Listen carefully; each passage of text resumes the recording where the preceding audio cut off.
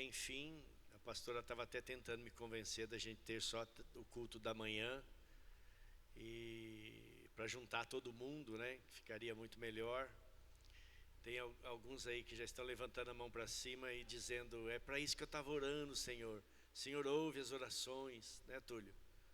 E mais outros que já vieram, quase apanhei ali na porta, né? Se não mudar o culto para amanhã, para de manhã.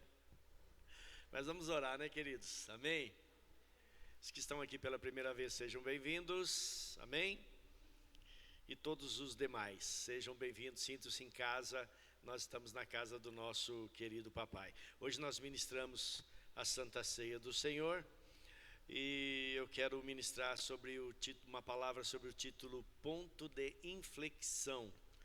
Porém, antes quero ministrar aqui as ofertas e nossos dízimos ao Senhor, como nós fazemos em toda a Santa Ceia. Amém?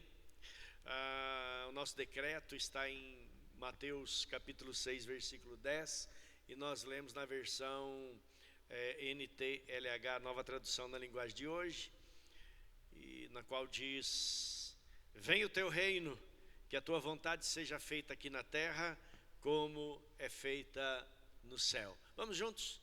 Venha o teu reino, que a tua vontade seja feita aqui na terra, como é feita no céu. Esse é o nosso decreto do ano de 2024. Cremos que esse ano 24 é o dobro de 12, 12 é o número de governo na Bíblia, 12 meses que governam o ano, 12 apóstolos que governaram o início da igreja, e mais, né, temos muitos exemplos de 12 na Bíblia. E Salomão tinha 12 líderes que em cada mês um deles ia governar o reino, o palácio na verdade, né? E trazia toda a provisão. Enfim, 24 é o dobro de 12, nós cremos sim na porção dobrada, em que esse vai ser o ano de vivermos coisas realmente extraordinárias. Ainda que o diabo não queira, ainda que muitos lutem contra, nós não dependemos do mundo, nós dependemos de Deus. Amém? O nosso reino é outro, é esse reino que nós estamos proclamando, é esse reino que nós estamos chamando: venha o teu reino. Essa semana eu estava vendo na internet alguém pregar sobre a oração do Pai Nosso, um pastor dizendo que não tem mais nenhuma validade a oração do Pai Nosso para os nossos dias. Não posso concordar com isso, porque a oração do Pai Nosso é um modelo de oração que nós todos devemos orar, começando por entender a paternidade de Deus. Quando os discípulos disseram: Senhor, ensina-nos a orar, e ele disse: então vocês vão orar assim: Pai Nosso. A primeira palavra, Pai, e de fato Ele é o nosso Pai. Amém? Ainda que talvez você não se sinta filho, Ele é o seu Pai. Se um dia você se rendeu a Ele, Ele se tornou o seu Pai, e Ele é um Pai de provisão, Ele é um Pai que cuida de nós. Porém, diferente de muitos pais que nós vemos, somos e temos, Deus é um Pai perfeito, e Ele quer em todo momento nos ensinar. Quando Ele permite que passemos por provas, por lutas, tribulações, vales na nossa vida, Ele está nos ensinando a confiar nele, amém? Para cumprirmos o propósito. Deus tem um propósito, Ele é o nosso Pai, e Ele tem um objetivo para cada um dos seus filhos. Por isso Ele deseja que aprendamos e que cresçamos para cumprir esse propósito, amém?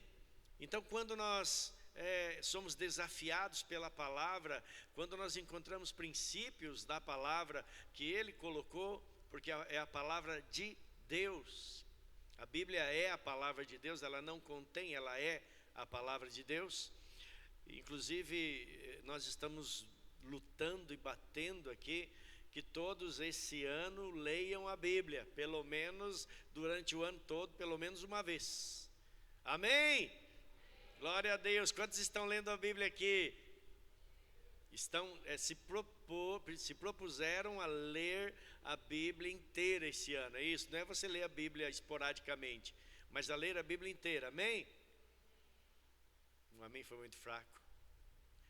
Querido, é a lei de Deus, são os princípios que Deus tem para nós. Nós precisamos conhecer esses princípios para viver o que Ele tem para nós. Deus tem um plano tremendo para a sua vida, e você vai cumpri-lo se você conhecer os princípios que Ele tem, as armas que Ele liberou para você, as estratégias, e tudo está na palavra. É a palavra que nos ensina, é a palavra que temos pregado, amém? Todo culto nós liberamos uma palavra de ensino para a igreja. Antigamente nós tínhamos o culto de doutrina, ou culto de ensino, né? Eu participei de muitos cultos de ensino, e naquele tempo, há mais de 15 anos atrás, não vou dizer 40, porque vocês vão achar que eu sou velho, mas a palavra que nós recebíamos era: mulher, não corta o cabelo, não depila, não anda de calça, não se pinte, não use brinco. Homem, você tem que andar na linha, paletó, gravata, tênis, meu Deus. Se alguém viesse de tênis na igreja, precisava se converter. Quando eu dobrava o joelho do lado de alguém, novo convertido, que estava de tênis, eu dizia: Deus, tem misericórdia dessa pobre alma, que ela se converta um dia. E não tocava, porque a Bíblia manda: não toqueis coisa impura, não é? Então esse era o culto que a gente tinha naquele tempo, mas eram pessoas que andavam na luz que eles tinham. Hoje, queridos, nós queremos realmente que a igreja seja cheia da palavra. Por isso, comece a ler a Bíblia, é importante. Deus vai falar com você. Billy Graham disse: ao ler a Bíblia eu encontrei muitos erros, todos em mim. E assim, ela é o espelho, amém? Onde nós vamos encontrar uma vida abençoada, o caráter de Deus e os princípios para vivermos essa vida abençoada. E um deles é que nós semeemos. Essa semana Deus estava me falando sobre votos, e veio muito forte: votos. Porque votos, queridos, nós temos feito votos e Deus tem nos abençoado tremendamente por causa dos votos. E vivemos muitos milagres fazendo votos. Então é bíblico. Jacó votou: Senhor, se tu for comigo. Quando ele saiu da casa de seus pais, perseguido por seu irmão, e ele não sabia o que ia encontrar pela frente, mas no meio do caminho ele teve um encontro com Deus, e ele faz um pacto: se o Senhor for comigo e eu for abençoado lá naquele lugar e voltar abençoado, então eu vou te entregar o dízimo de tudo, e o Senhor vai ser o meu Deus. Olha só, ele faz um pacto com Deus. Primeiro: o Senhor vai ser o meu Deus, mas eu também vou entregar a ti todos os meus dízimos, todas as minhas ofertas. E veja bem, naquele tempo não tinha ainda a lei. Aí você encontra um pouquinho antes, né, o avô dele, pai de Isaac, Abraão, também entregando dízimos, antes da lei, a Melquisedeque, rei de Salém, do qual Jesus vem ser o descendente. A Bíblia diz que ele é sumo sacerdote segundo a ordem de Melquisedeque, é uma outra linhagem, não é levítica. E alguns dizem: porque não é levítico, então Malaquias 3,10 não vale para nós. Ei, alto lá! Porque você vai ler lá em Hebreus que o próprio Abraão entregou dízimos. Jesus diz, né? Vocês, como é que ele diz lá? Vocês colocam tantas regras e vocês não cumprem, né? E falam dos dízimos e tal. Vocês deviam fazer estas coisas sem omitir aquelas. O final da conversa é essa, né? Jesus dizendo: vocês deveriam sim entregar seus dízimos, suas ofertas, mas fazer as outras também, praticar os outros princípios também. Amém? Então seja fiel ao Senhor, seja um dizimista fiel. São 4 coisas que nós pactuamos com Deus, né? Ler a Bíblia toda, trazer alguém para a igreja, amém? Ser dizimista fiel e não faltar em nenhuma santa ceia. Lembra-se disso? Amém? Quem está aqui, que esteve naquele culto, está sendo fiel. Amém? Então fique de pé, querido. Pega aí o envelope, entrega para mim também aqui. Entrega teu dízimo, a tua oferta. Amém? Coloca aí tua oferta, teu dízimo. Eu já enviei a minha oferta pelo Pix da IAF, tá? Mesmo você que ofertou pela internet, pelo Pix, pega o envelope, mesmo vazio, porque é um ato profético, né? Traga aqui no altar, entregue ao Senhor em nome de Jesus. Hoje em dia as pessoas... Fui pagar o pedreiro que está trabalhando aqui, né? Eu falei: eu tenho dinheiro aqui, eu vou te dar. Ele falou: não, mas eu preciso pôr gasolina no meu carro. Como é que eu vou fazer com dinheiro? Manda no meu Pix. Eu falei: meu Deus. Falei: não, dinheiro vale no posto, pode ir com dinheiro. Acho que é, né? Porque as pessoas já estão tão acostumadas com o dinheiro virtual. Mas, querido, dinheiro de papel ainda vale, né? Ainda vale. Amém? Vamos orar? Pai, em nome de Jesus, nós queremos nesse momento consagrar a Ti, Senhor, as nossas finanças. Tua palavra diz que ao dizimarmos e ofertarmos, o Senhor repreende o devorador e faz com que os nossos celeiros sejam abundantes. Por isso, Pai, e dá estratégias para o Teu povo. Por isso nós clamamos a Ti, que os Teus filhos que ofertam a Ti, Senhor, com todo o coração, que dizimam fielmente, eu creio, são abençoados e liberados para viver o propósito. No nome de Jesus Cristo, repreende o devorador, derrama a Tua bênção, a Tua graça sobre a casa de cada um. Responde, Senhor, às orações e aos votos dos Seus filhos. No nome bendito de Jesus, é o que nós pedimos e ofertamos a Ti de todo o coração. Amém? Glória a Deus. Pode vir para frente, entregar a tua semente, tua oferta ao Senhor.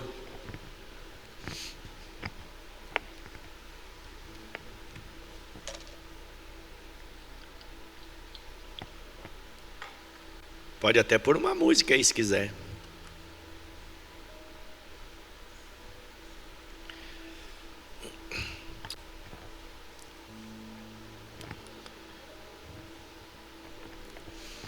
Ponto de inflexão. O que significa isso? Ponto de inflexão são pontos onde a função muda de concavidade, ou seja, de ser, você consegue pôr aquela figura? De ser côncava para cima para ser côncava para baixo, ou vice-versa. Eles podem ser encontrados determinando onde a derivada de segunda ordem muda de sinal. Então, isso é o côncavo e o convexo, ok? Quem estudou matemática sabe aqui, o côncavo e o convexo, né?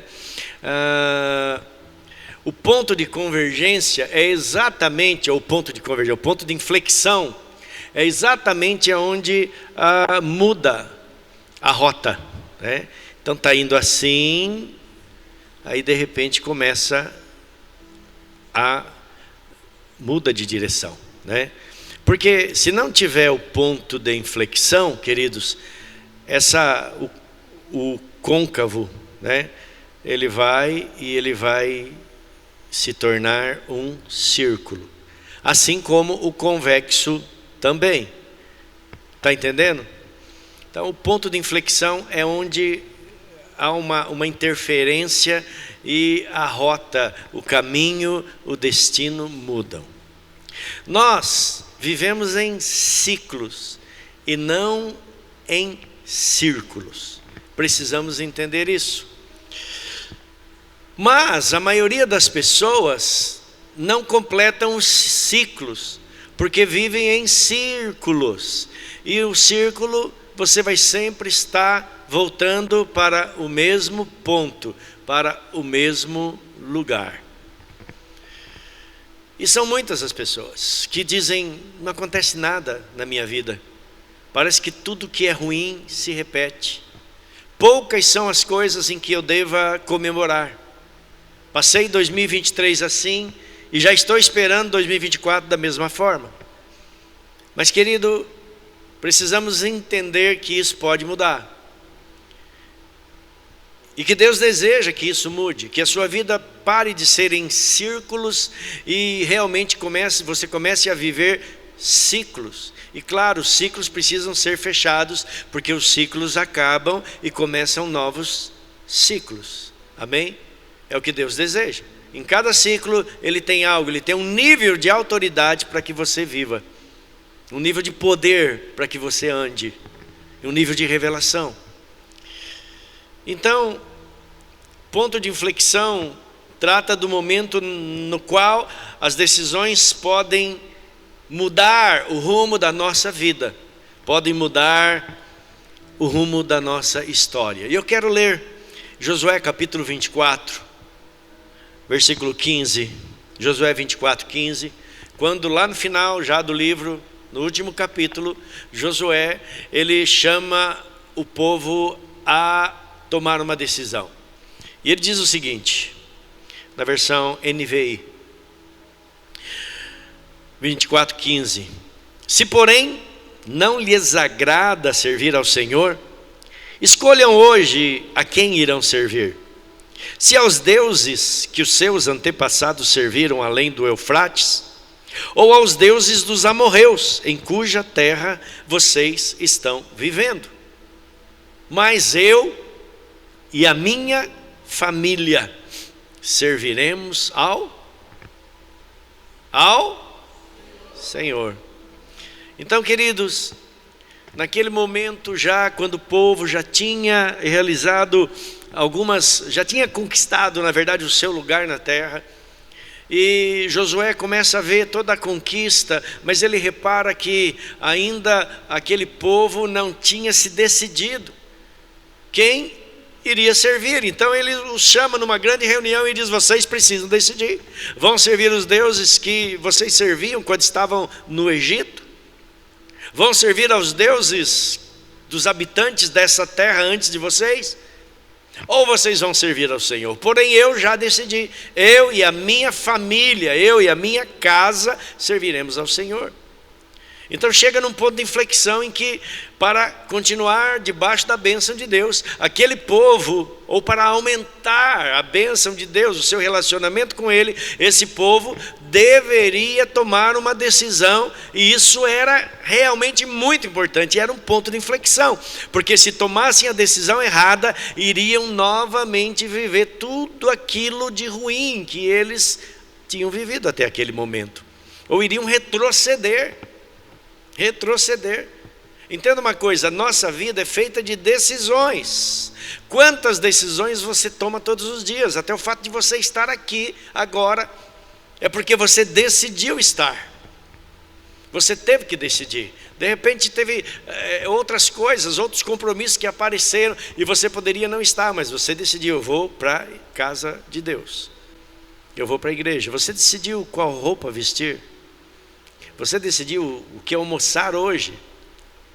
Você decidiu se levantar quando o seu celular despertou nessa manhã, ou continuou dormindo mais um pouco. A vida é feita de decisões, e todos os dias você toma dezenas ou centenas de decisões. Quantas decisões você toma todos os dias? Pensa um pouquinho. Querido, e tem uma coisa que a gente precisa entender. Nós lemos a parábola do semeador, que está em Lucas capítulo 8. Lucas 8, a partir do versículo 5. E eu vou ler a parábola e depois Jesus explicando a parábola a partir do versículo 11. Então eu vou ler do 5 ao 8 e depois do 11 até o 15.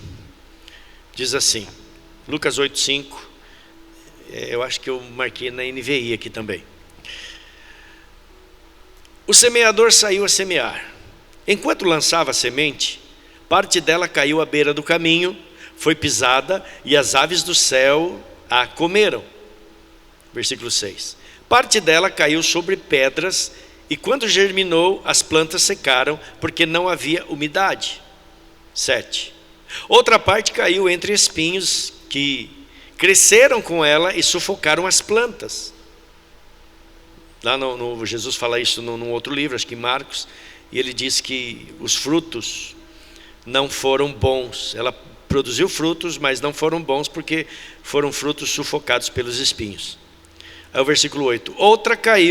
Outra ainda caiu em boa terra, cresceu e deu boa colheita, a 100 por 1. Tendo dito isto, exclamou aquele que tem ouvidos para ouvir, ouça. Aí a partir do 11 Jesus começa a explicar a parábola. Ele diz assim: esse é o significado da parábola. A semente é a palavra de Deus. As que caíram à beira do caminho são os que ouvem, e então vem o diabo e tira a palavra dos seus corações, para que não creiam e não sejam salvos. 13. As que caíram sobre as pedras são os que recebem a palavra com alegria quando a ouvem, mas não têm raiz. Creem durante algum tempo, mas desistem na hora da provação. 14.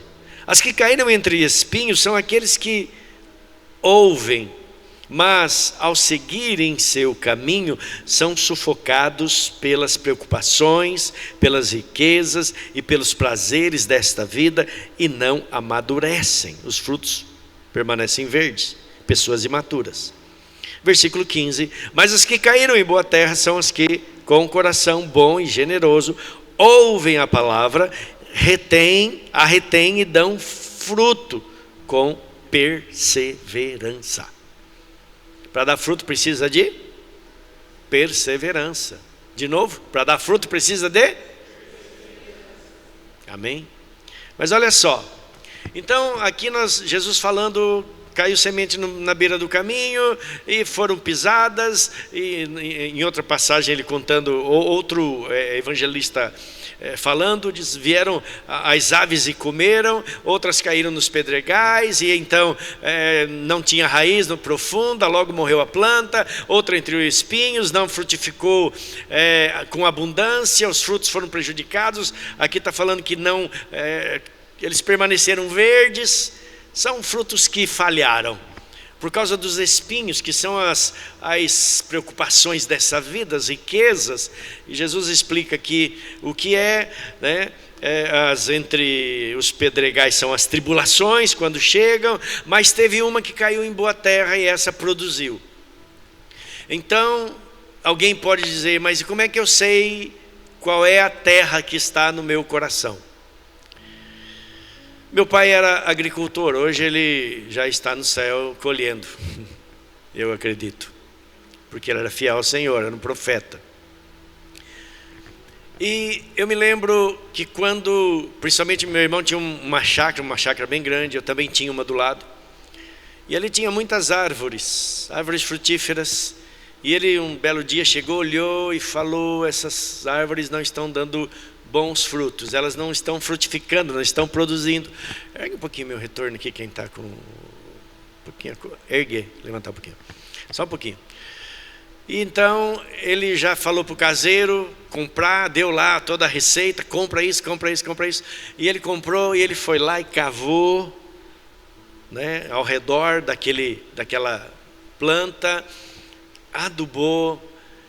Enfim, podia ser um terreno ácido, que agora vai se tornar alcalino, e coloca ali os nutrientes na terra, e de repente no próximo ano aquelas árvores frutíferas frutificaram realmente, e a terra foi transformada. Então o que eu entendo, queridos?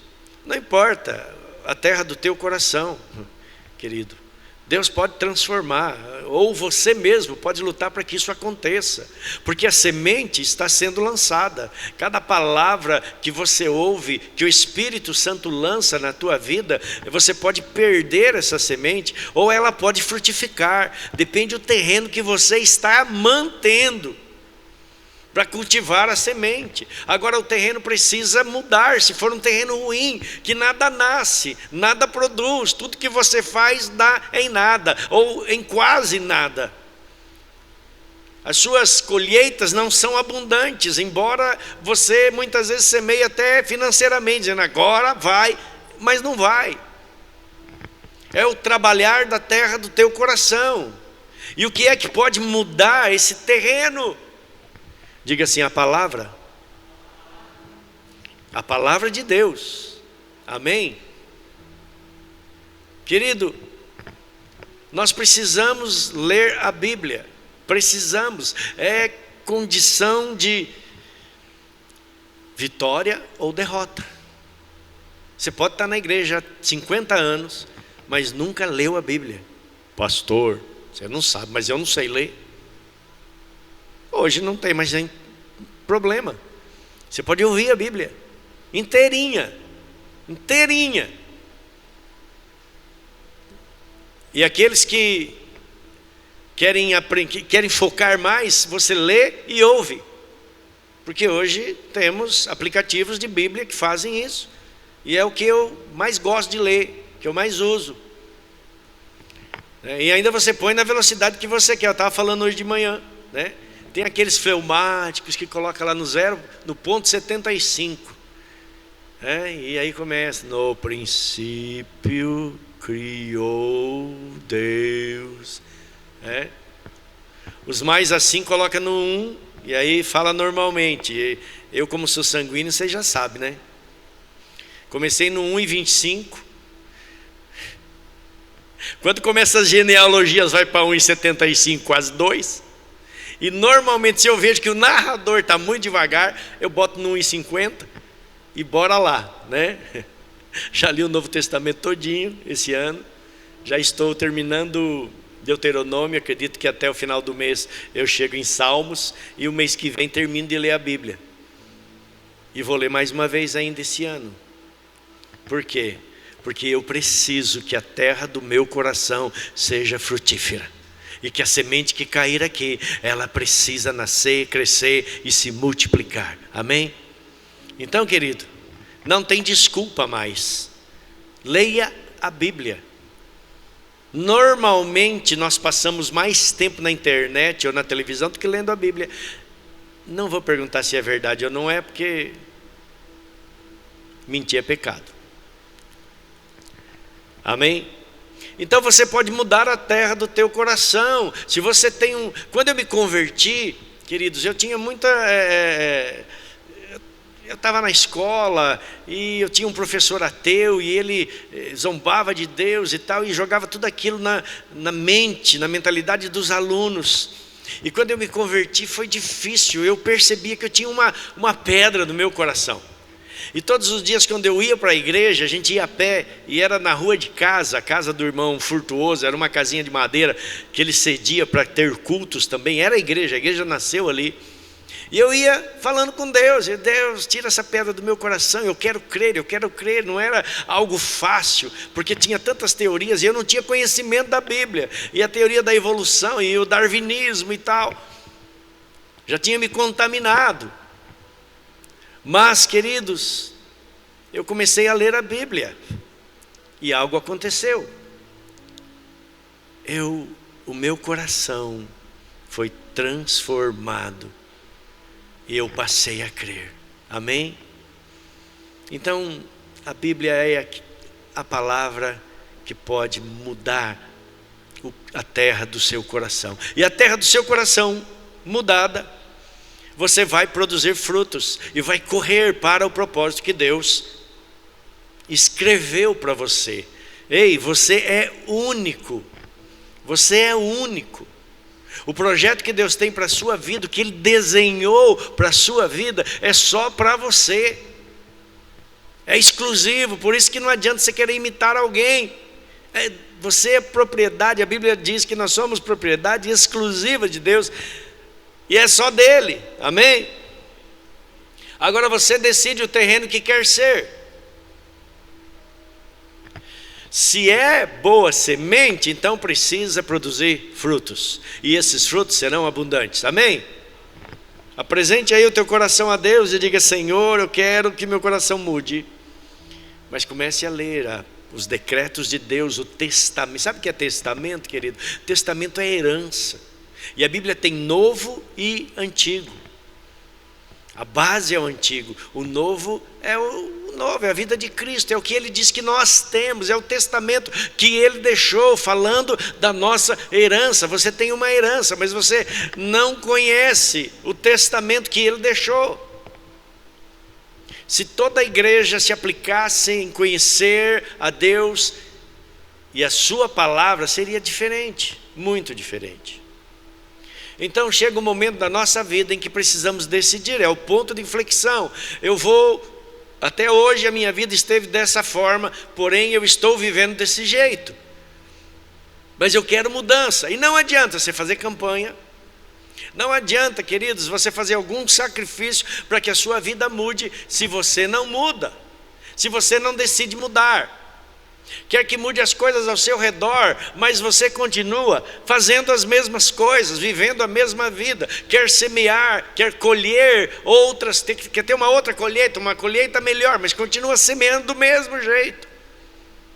Não vai acontecer, porque isso depende de nós, amém? Está entendendo? Então chega um momento, e quizá seja hoje, em que você chega num ponto, vai entender ao ponto de inflexão: se eu continuar daqui do mesmo jeito, eu vou viver em círculos e vou continuar sei lá por quanto tempo, mas hoje eu posso mudar. Amém? Glória a Deus.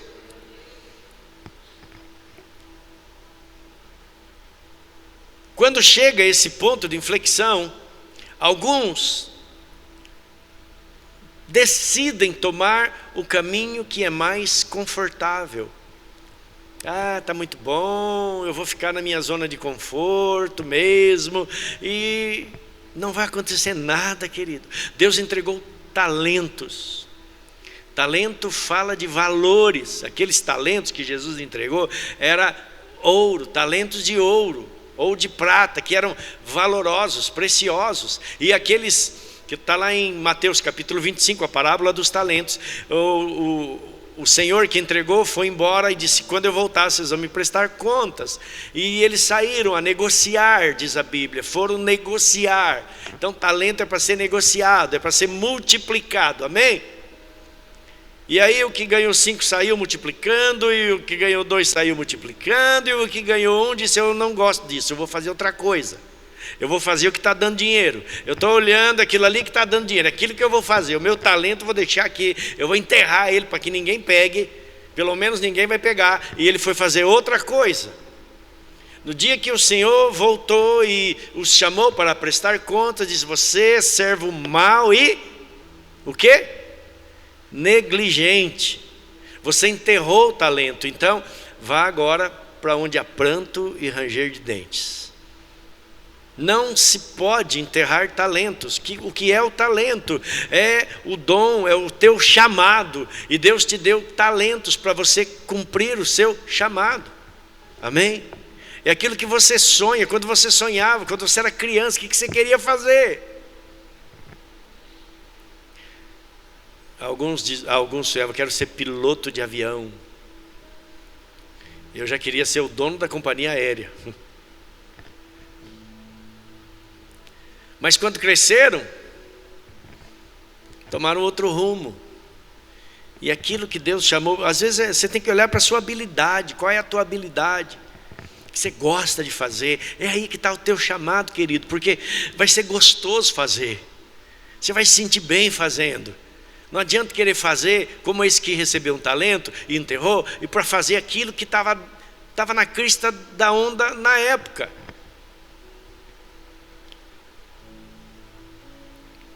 Outros seguem a zona de conforto, outros retrocedem. Chega nesse momento em que eles veem: e agora? O que eu vou fazer? Eu vou retroceder, eu desisto, eu não quero mais. Pare o mundo, eu quero descer. E alguns até, hoje há um alto índice de suicídio, até mesmo dentro das igrejas, até mesmo entre líderes religiosos, pastores. Porque chega um determinado momento das suas vidas em que o ministério se torna tão pesado, e de repente não era para eles estarem ali. Foi talvez por via das circunstâncias que eles começaram a fazer aquilo, mas não era. A gente pensa ministério, ir para a igreja porque eu quero ser um pastor e um dia eu vou pregar. Eu não pensava isso. Quando eu entrei na igreja e eu vi aqueles irmãos simples pregando, eu já disse aqui, eu dizia: meu Deus, eu nunca vou conseguir ser que nem eles. Porque na verdade não era o que eles diziam. Eles falavam português tudo errado, contavam as histórias da Bíblia, e não tinha uma palavra mais profunda, mas o poder do Espírito Santo estava sobre eles. Era isso que eu via. Dizia: eles são homens de Deus. Homens de Deus. Até pensava eu que fossem perfeitos. Depois eu descobri que não era, para minha decepção, mas eu achava que eles eram. E um belo dia eu me vi também fazendo isso, e Deus foi me treinando. E o dia que eu disse: não quero mais, chega, acabou, uma vez só, há uns mais de 20 anos atrás, é isso, né? Chamei a pastora e disse assim: chega, não quero mais, está muito difícil, está muito pesado. E eu fiquei até feliz quando eu tomei essa decisão: vou entregar. E naquela semana Deus me envia uma pastora na igreja que não conhecia a gente, eu nem sabia quem era. E ela sentou no último banco. E então, no final do culto, alguém disse: tem uma pastora aí, é a irmã da fulana. Eu falei: ah, que legal. Ô pastora, se eu soubesse teria te chamado até para pregar, mas venha fazer a oração final. E ela subiu no púlpito e disse assim: eu não vim aqui hoje para pregar, eu só vim aqui para trazer uma mensagem para o pastor. E ela abre a boca e diz: por que você vai desistir? E aí começa a dizer que não era essa a vontade de Deus. E eu temi, queridos.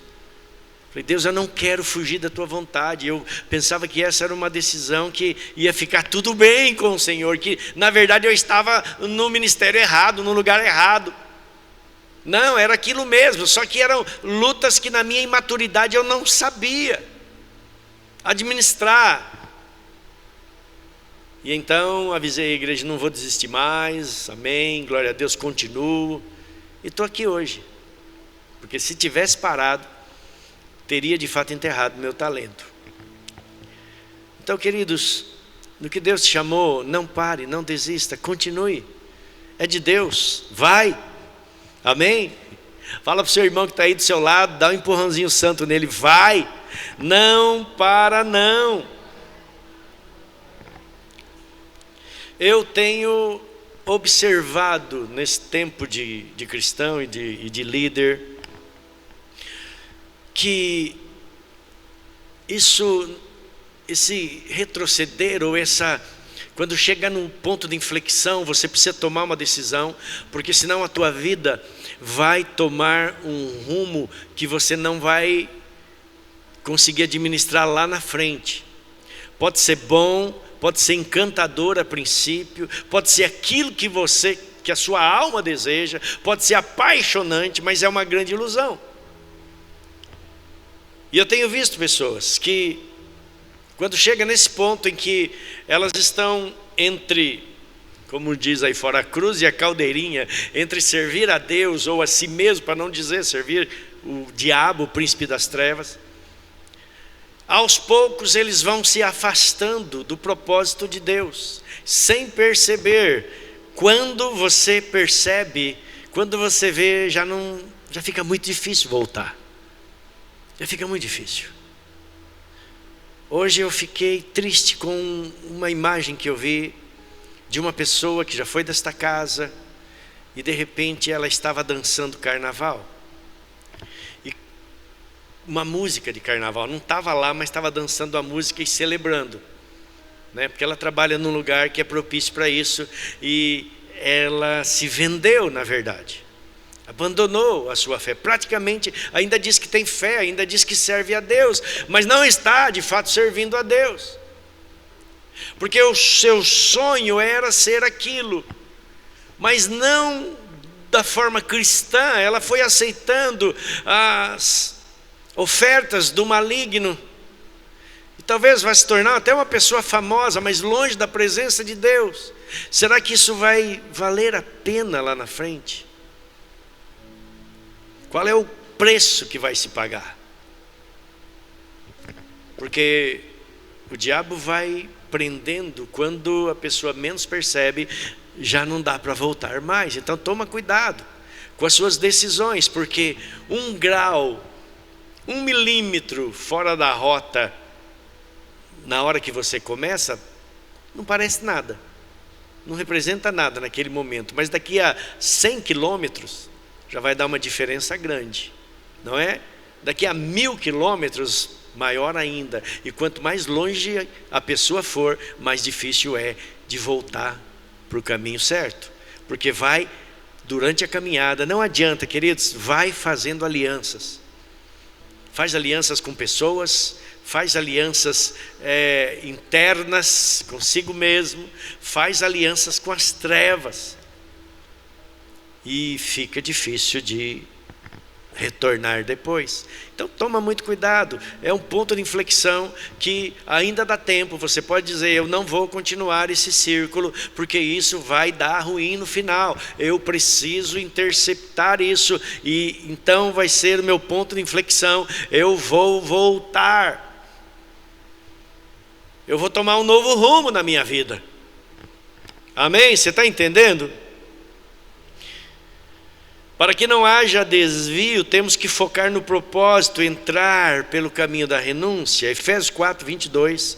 Efésios 4, 22 diz assim, 22 ao 24, o apóstolo Paulo dizendo à igreja de Éfeso: quanto à antiga maneira de viver, vocês foram ensinados a despir-se do velho homem que se corrompe por desejos enganosos, a serem renovados no modo de pensar, e a revestir-se do novo homem criado para ser semelhante a Deus em justiça, em santidade, proveniente da verdade. Então vocês foram ensinados a se despojar do velho homem, da velha criatura, e ele mesmo diz em 2 Coríntios 5,17, que se alguém está em Cristo é nova criatura, e as coisas velhas passaram, e nós somos ensinados. Então temos todo o know-how para tomarmos a decisão certa, e se entendermos que estamos vivendo isso, e que chegou a hora de decidir, como Josué fala para o povo, vocês precisam decidir de fato a quem vocês vão servir. Deus os abençoou, Deus deu a terra para vocês, e vocês já estão nela, mas agora precisam ser firmes.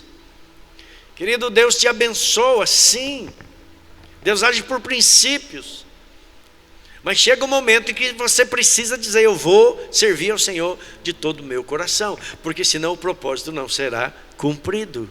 O que Deus tem para a sua vida não vai acontecer. E quando você tiver com 70, 80, 90 anos de idade, você vai olhar para trás e vai dizer como Salomão: vaidade de vaidade, tudo é vaidade. Você vai dizer assim: eu perdi tempo, muito tempo. Se eu pudesse voltar à minha juventude. Salomão disse também em Eclesiastes 12: lembra-te do teu Criador nos dias da tua mocidade, antes que cheguem os maus dias e venhas dizer: não tenho neles alegria. Ou seja, estou frustrado. Salomão, o homem mais sábio depois de Jesus, que pisou nessa terra, no final da sua vida se diz frustrado, porque ele não se lembrou do propósito de Deus, do seu Criador, quando ele podia, e o ponto de inflexão passou, e a vida dele virou círculos, e aí no final vem o arrependimento, vem o choro, mas não dá para voltar.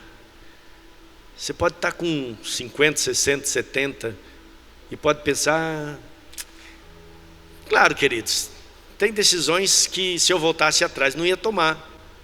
Não sou doido? Quantos erros, não é? Tem gente que diz assim: não, eu faria tudo igual de novo. Mentira! Quantos tombos, quanta dor você sofreu por palavras que você falou, por decisões que você tomou, não é? Por coisas que você fez e deram errado. E se você pudesse voltar lá, você faria tudo diferente. Mas isso são coisas que são para a gente aprender. Agora, servir a Deus é uma decisão que precisamos tomar no momento oportuno. E o momento oportuno, o kairós de Deus é agora. Amém? É hoje. Eu vou tomar a decisão correta. Amém? A todo momento estamos decidindo nas mais variadas situações, e que essas pequenas decisões que tomamos a todos os momentos da nossa vida também são importantes para formar a nossa trajetória, e muitas vezes são as pequenas decisões que vai te tirar do caminho. O ponto de inflexão é o momento em que uma decisão que tomamos pode fazer nossa vida mudar totalmente de rumo. Totalmente de rumo. Eu vou lutar pelo meu casamento. Eu já tinha desistido, mas eu vou lutar. Eu vou mudar a minha vida, a minha trajetória. Eu vou parar com isso que eu estou fazendo, que eu sei que é mal, que é pecado. Eu vou abandonar esse vício. Eu vou orar, vou buscar ao Senhor daqui para frente. Vou jejuar, vou ler a sua palavra. Eu vou mudar a minha maneira de falar. Gente, tem gente que se estrepa na vida, do português mais aberto, porque não sabe falar. Não é nem o português incorreto, fala palavras erradas, não. É o seu jeito, é o seu temperamento nas suas palavras. Gente que parece que está de mal com a vida o tempo todo, e só dá coice. Poderia estar melhor, mas não está, porque é um bruto, ou uma bruta. É como aquela mulher que disse: quando eu casei, era um príncipe montado num cavalo. Hoje o príncipe foi embora, só ficou o cavalo.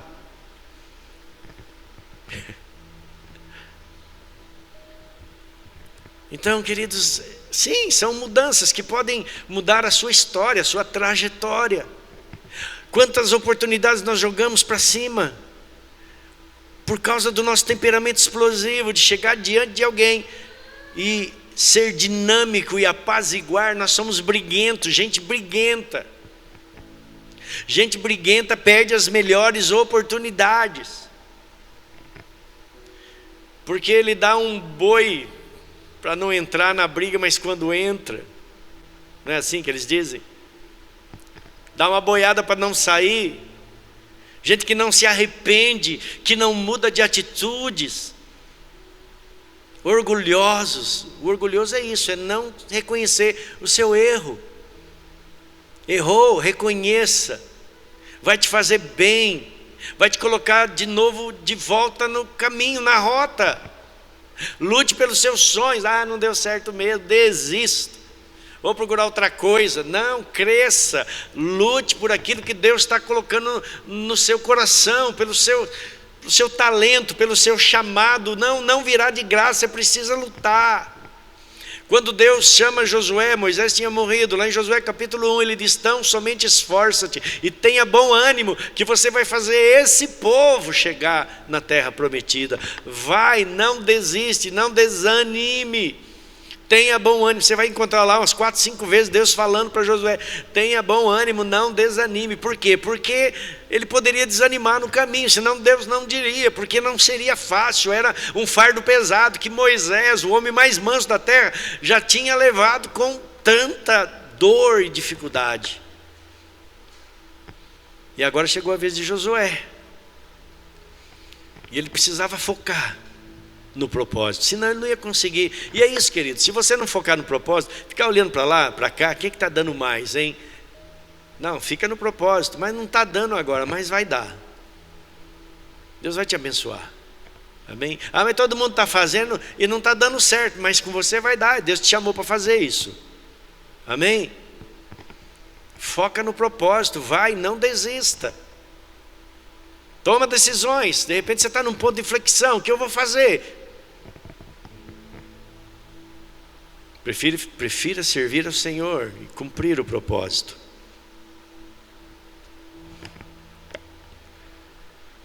Então, queridos, esse ponto de inflexão é o momento em que precisamos tomar decisão que vai mudar totalmente o rumo da nossa vida. Você precisa checar aonde foi que errou e começou a andar em círculos. Às vezes nós perguntamos: onde foi que eu errei?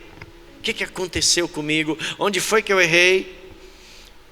E começou a andar em círculos. Procure checar, amém? Quando discernimos o ponto de inflexão da nossa história, vamos ter que tomar atitudes que não serão fáceis se quisermos que realmente a nossa vida tenha um novo destino. E para você entender melhor, haverá coisas para não fazer mais. Haverá coisas que você precisa continuar fazendo. Haverá coisas que você precisa começar a fazer a partir dali, e outras que você deve voltar a fazer. Então tem coisas que precisam ser abandonadas, coisas que têm que ser continuadas, coisas que precisam ser começadas e coisas que você tem que retornar a fazer, porque você parou. Por exemplo, ler a Bíblia, orar, jejuar, buscar a Deus. Isso em todas as áreas da sua vida. Relacionamentos.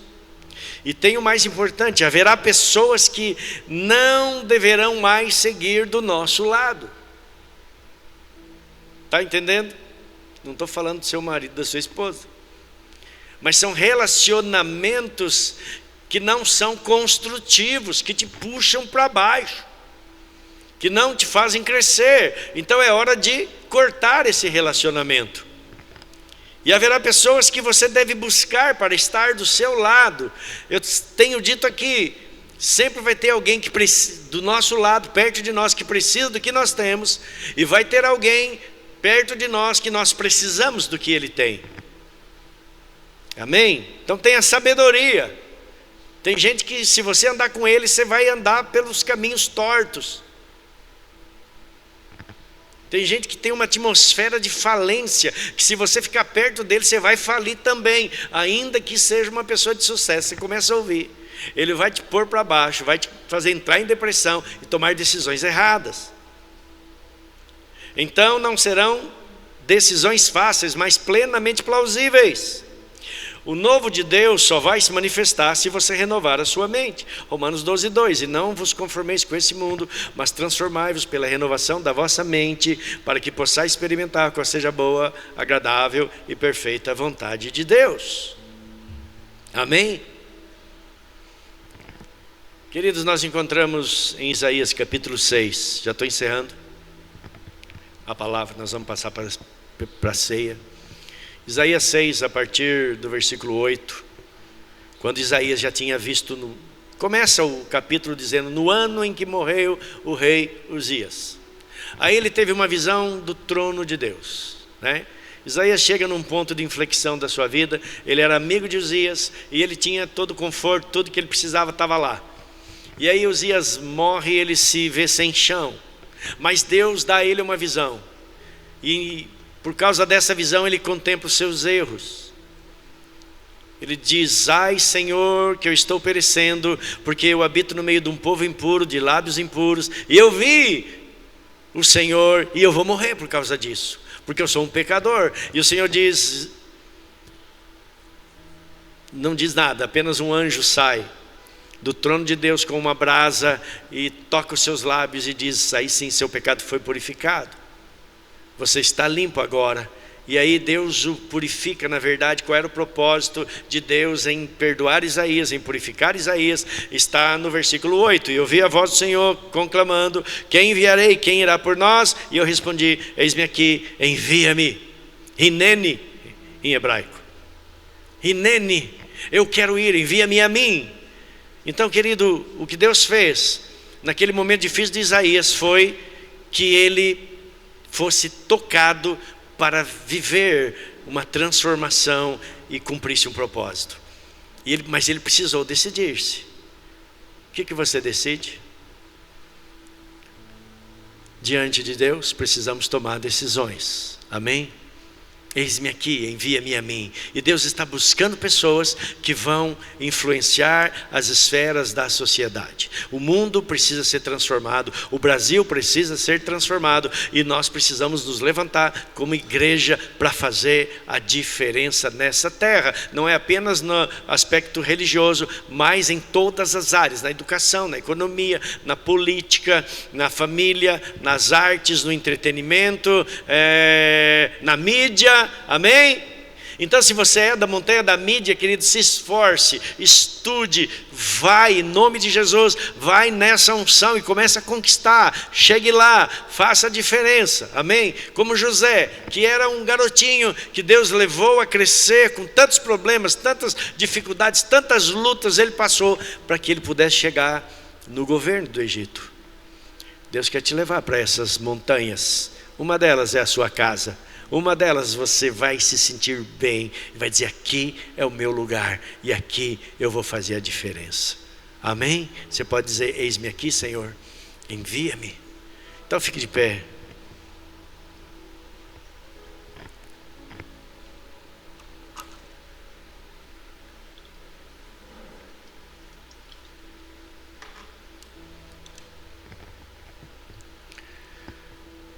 Esse é o momento. Talvez hoje aqui nesse lugar seja o seu ponto de inflexão. Ou você vai se lembrar dessa palavra, porque o Espírito Santo vai trazer claramente, é agora que você precisa decidir. E se você não tomar essa decisão, você vai viver o círculo de novo e não o ciclo. Amém? Senhor, eu vou te servir. Senhor, eu vou mudar a minha vida. Senhor, eu preciso que o Senhor me ajude. Atos 1:8, Jesus fala para os discípulos, recebereis o poder do Espírito Santo que virá sobre vós, e então vocês serão minhas testemunhas em Jerusalém, Judeia, Samaria e até os confins da terra. Esse era o objetivo de serem cheios do poder. Ei, o Espírito Santo te ajuda naquilo que você não consegue fazer. Amém? Você não vai conseguir fazer muito, porque o propósito de Deus é maior do que a sua capacidade. Mas o Espírito Santo que está na sua vida, Ele fará aquilo que você não consegue fazer. E você vai alcançar, vai chegar lá na frente, vai dizer: meu Deus, eu não imaginava que eu chegasse tão longe. Eu não imaginava, Senhor, porque nem capacidade eu tinha para estar aqui. Mas eu estou, porque foi o Senhor que me trouxe. Amém, querido? Glória a Deus. Vamos ouvir um louvor. Enquanto isso, feche seus olhos. Clame a Deus, se arrependa, busque a sua presença em nome de Jesus.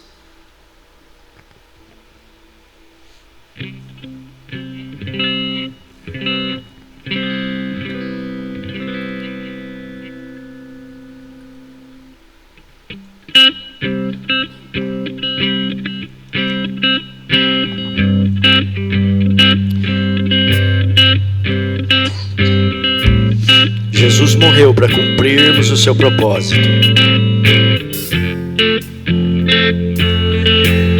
Eu olho para a cruz eu vou. Se eu sofrer, participar da sua obra, vou cantar. Meu Salvador na cruz mostrou o amor do Pai, do justo Deus.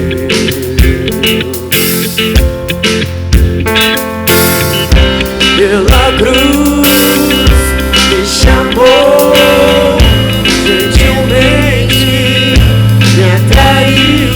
Eu, sem palavras, me aproximo, encantado do seu amor. Decida hoje ser uma boa terra. Receba a semente da palavra sobre a sua vida,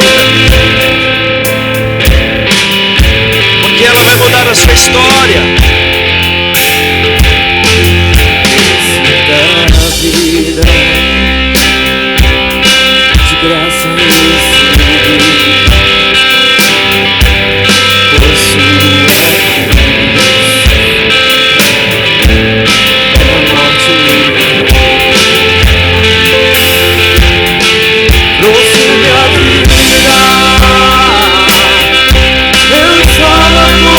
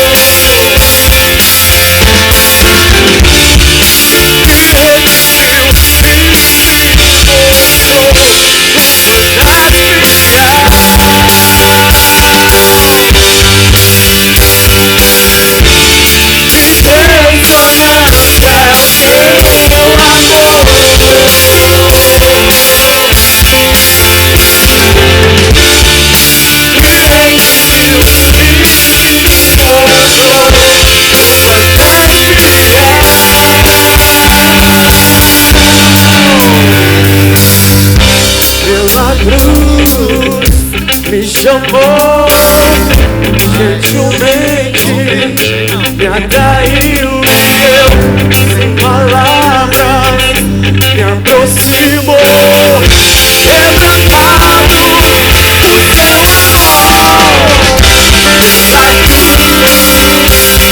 amor.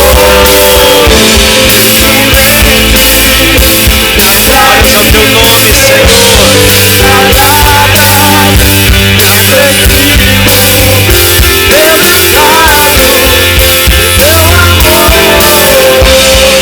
ao teu nome, Senhor. Aleluia. O Senhor é maravilhoso. Fala com Ele, querido. Ele te ouve nesta noite. Sua vida pode ser muito mais do que está sendo. Você pode viver muito mais do que está vivendo. É o novo tempo de Deus. Esse ponto de inflexão é o momento de decidir: Senhor, eu vou te servir de todo o meu coração. Eu quero viver essa nova história que o Senhor tem para a minha vida.